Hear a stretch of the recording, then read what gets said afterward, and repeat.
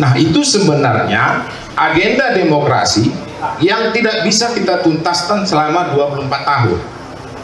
Itu bagi saya secara pribadi. Jadi sebenarnya tidak hanya agenda reformasi, konstitusi sendiri sebenarnya menjelaskan substansi dari demokrasi, seperti dalam beberapa penjelasan Bung Karno misalnya soal sosionasionalisme, sosiodemokrasi.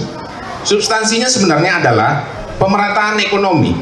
Tetapi kemudian pasca reformasi kita semua, hampir semua, mungkin saya juga terlibat sebenarnya, terlibat dalam gimmick-gimmick politik soal pergantian kekuasaan.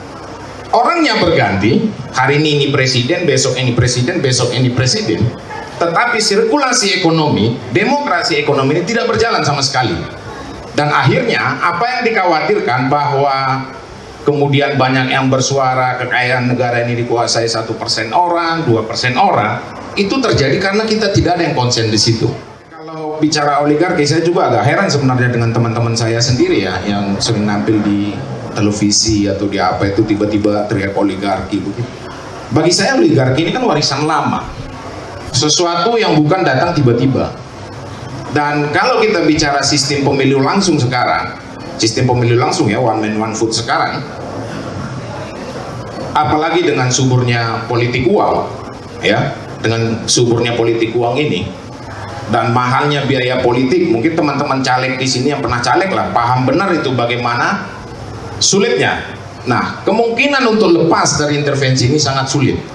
Kita hanya bisa lepas dari intervensi oligarki ini jika memang konsolidasi demokrasi, konsolidasi ekonominya itu bisa berjalan, Mbak.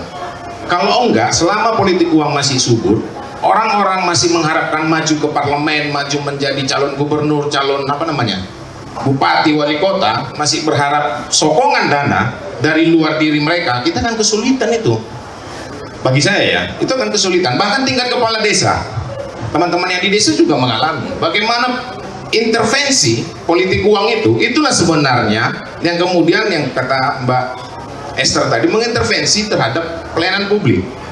Karena akan ada proses perbagianan lah, kalau orang Medan bilang kan, kau kerjain ini, kau kerjain ini, kau kerjain ini, kerjain ini.